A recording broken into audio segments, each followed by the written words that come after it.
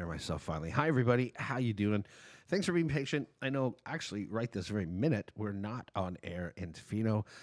I'm working on it, but we are on the interweb radio player app, as well as tuffcityradio.com. That's TUFF cityradio.com. And you clue it, as per usual. I am very fortunate. I have some guests in the studio today. We like to know what's brewing in the biosphere. Hello, Michelle Hall. Hello, Brookwood. Cam. Hi. Good morning. Nice to see you. What do you think of the new digs? Love it. Love the disco ball Yeah. Wait till you see it at night when it's all in cranked up. action. Yeah. Yeah. This is a good fit for you, Cam. You deserve Thanks. it. I appreciate that. It's a sort of a full circle, but kind of the wider spiral of the full circle, if that makes sense. We're here to talk about something very important, and it's brewing, and it's coming up right away.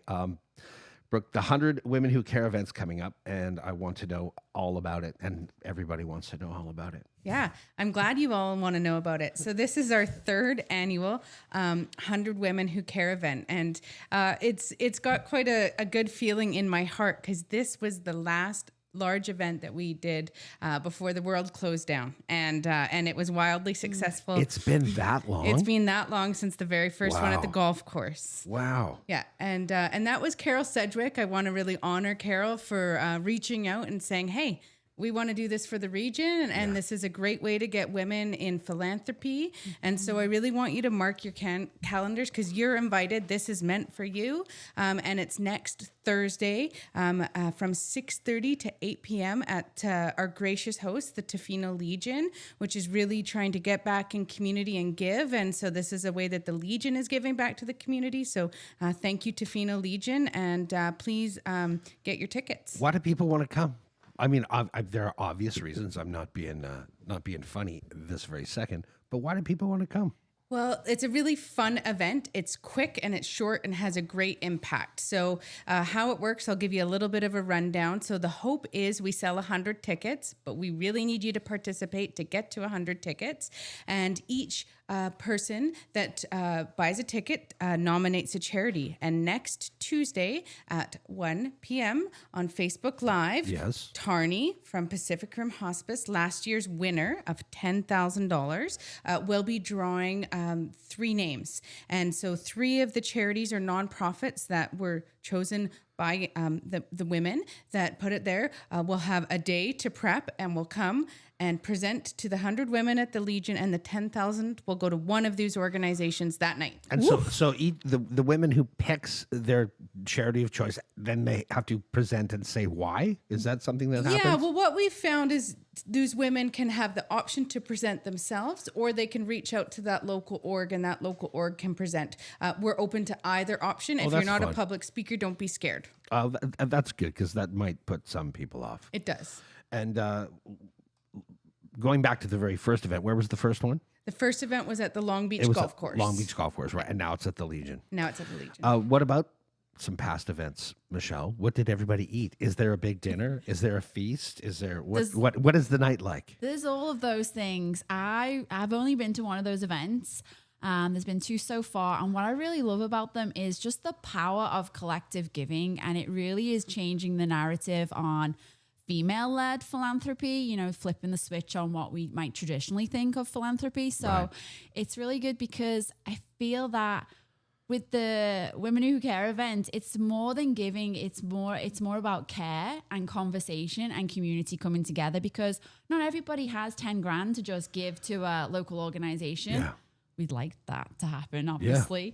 Yeah. But you can get 100 people together, and that is really powerful, and it's fast, and it's really impactful.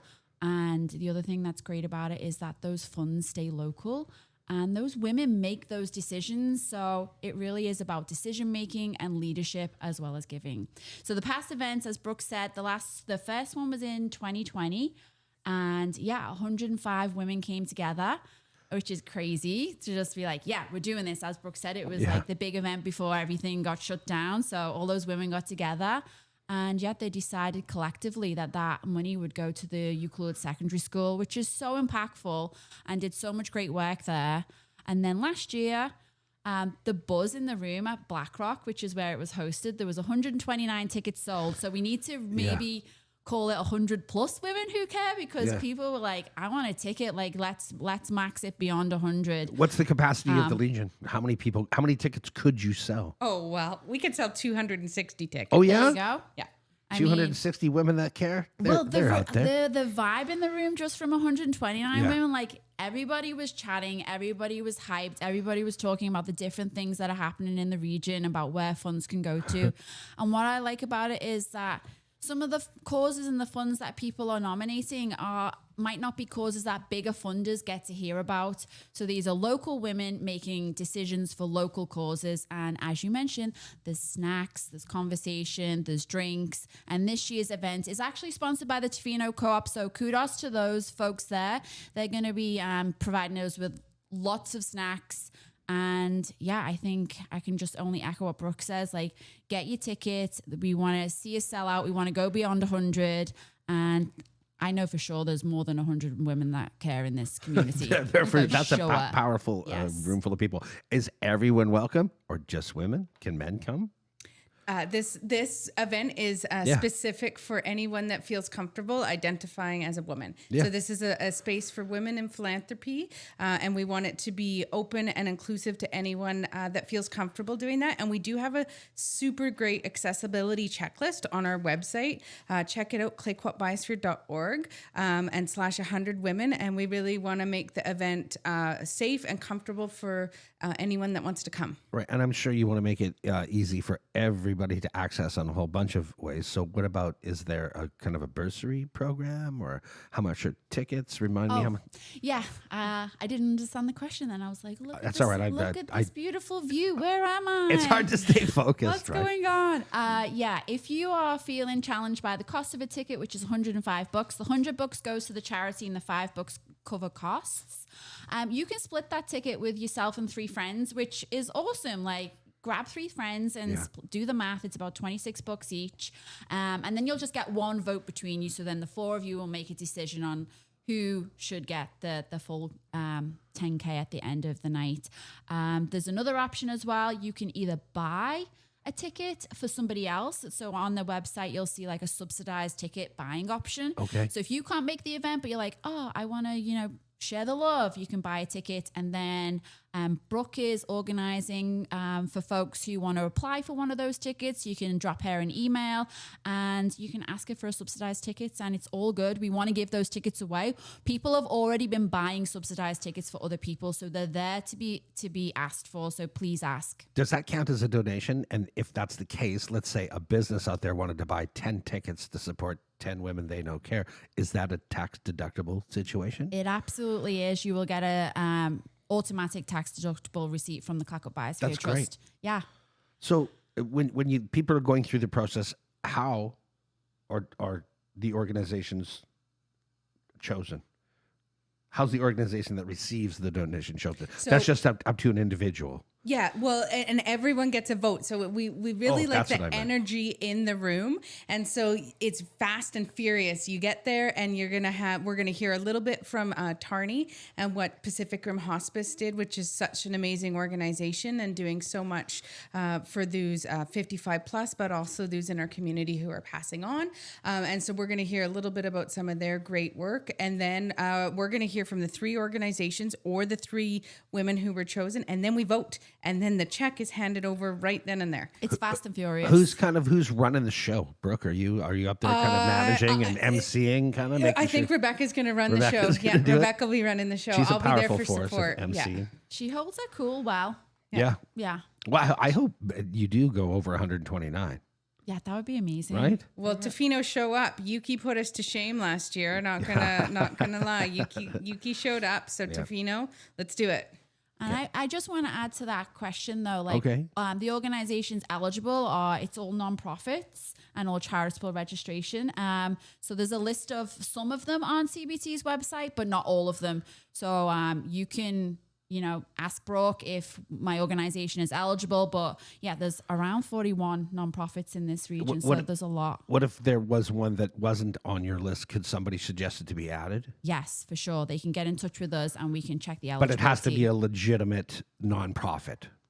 Yeah, so you don't have to be on our list at all to be on there, but you just have to be a registered charity or a society or nonprofit. And so this is new. Cam, I think you've known we've been delving into granting to what we unfortunately call it non-qualified donees. Yeah. And I'll do my due diligence. Okay. And so I'll make sure that they have, all their paperwork in order, and it's a good organization to give money to. What if someone can't come, but they want to be supportive? I think buying a ticket for someone else is a really great way to build that community. Absolutely. Or just make a donation. That's a good idea. Yeah. And all this can be done on the website. Yes. Can we tell people what it is, just as a quick reminder? The website's address is, you can just go to Clayoquot Biosphere Trust, and you go to ways to give and women who care. Yeah. Okay, so this is a big event, and it's coming right up. So I hope this is the call to action to make it happen right now. I love the idea of buying other people a ticket. I think that's great, because I think a lot of people would be encouraged to go that way if they might not normally, right? Yeah, people generally do. And I do want to just let everyone know it is a cash bar. And the Legion is also a nonprofit society. So the profit from the Legion is just going back into the Legion, and the food is for free, but it will be a cash bar. And who the food is for free? From the Tofino Co-op. You did mention that. Yeah, but for you attendees, Yes. yeah, I'm a bar volunteer at the Legion, so Yeah. I may be behind the bar that night. We'll see where I'm most needed, but it's all volunteer run and volunteer led at the Legion as well. A woman who cares and pours. Yeah. It's a great combination, and it'll be lots of laughs and fun. What else is coming up?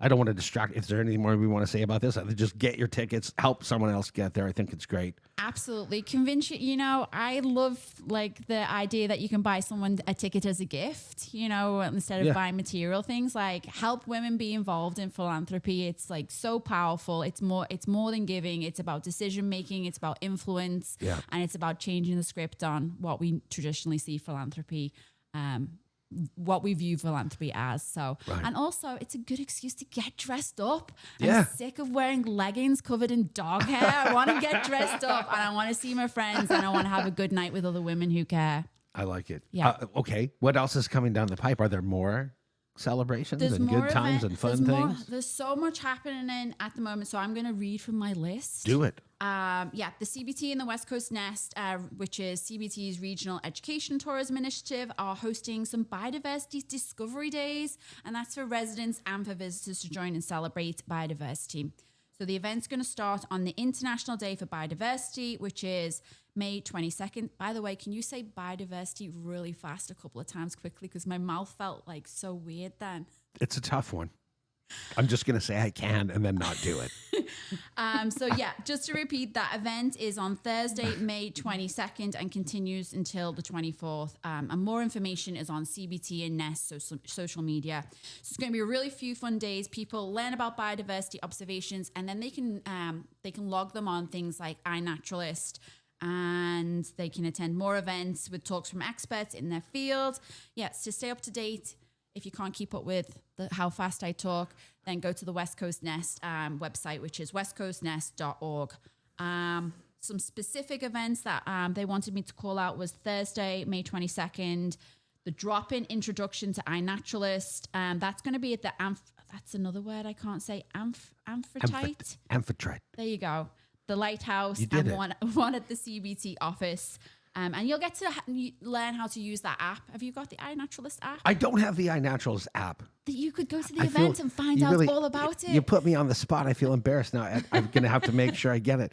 Citizen science. It's free. You can download it to your phone, and then you can take your kids out and go what's this weird critter, and take a snapshot of it and do all fun stuff.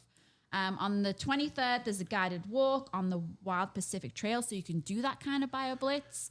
And then there's some speakers at the Ucluelet Community Centre that evening with Bob from Association of Wetland Stewards, Splat. Bob from Splat. We love Splat. And then we've got the Ucluelet Aquarium talking about eelgrass. And then Saturday, there's free entry to the Ucluelet Aquarium. That's fun. That's epic. I want to go. 10 till 4:30. And then you've got another BioBlitz happening in the afternoon. Oof. There you go. Now, if people didn't have enough lipstick to write all that on a napkin, they can just go to the West Coast Nest site westcoastnest.org and they can follow along CBT's social media because they'll be posting tons of promo about it as well. Right. I do feel like there was a lot of information shared, so I just want to bring us back to the event coming up first, which is Thursday, the 8th of May, Tofino Legion, 100 plus women who care, 6:30 till 9. No, what time? 8? 6:30 till 8. And come right on time because it's a quick event. Yeah, so don't fast and furious. No Tofino time on this one, friends. And I did want to share one other really great community event that's coming up next week, and it's the Coming Together Forum, and it's at the Ucluelet Community Center from 9 till 4. Registration is on Eventbrite, and this is a really great forum that identifies our healthcare needs and our healthcare gaps in the region. And I've been involved in primary care planning on the coast here for the last 7 years, and this is where we can hear your voice. There has also been a Leadership Vancouver Island group taking information from people at the co-op about the health gaps. And this is where we get it down, and then we can start bringing it up and lobbying at the ministry level for more services. This is how we got transit. These are the type of initiatives where we listen and we follow up. I do believe it's almost full, but I think that's because so many of you have already registered. Well, and people do need to have their voices heard. We want to hear it. So please don't miss out on that opportunity if you've got something to say as well. I would like to say thank you to both of you and to the whole organization, because where I live, my neighbor Marnie got a little neighborhood bookstore. Isn't that the coolest thing What's ever? it called? It's a free Little book. library. Little free library. It's a little free library, and it just looks so... It's called Notchucks. It's well built. It's beautiful. It's such a great idea and such a wonderful use of that granting, I think. Cameron, grants closed. I was working till midnight last night. Neighborhood small grants closed last night. I want to say way to go Tofino and Ucluelet and Hot Springs and Hitatsu and Tyastanis and Apitsit. About 20 grants. And how is it? 12. Blown away. Great job. Wow. Great job. And these are all individuals that want to give back to their community and create connections. So this will be an opportunity next week at 100 Women Who Care to connect with your community. These are the small things that we want you to feel part of the community. So please, please come. Just dig deep and find your inner care. It'll all work out great. Thank you for coming. I will put this interview up because, as I mentioned, we're working on our signal in Tofino. So I will play this again and continue to play joyful, fun music. Get your tickets. Find your inner care. See you there. Thanks for coming in, ladies.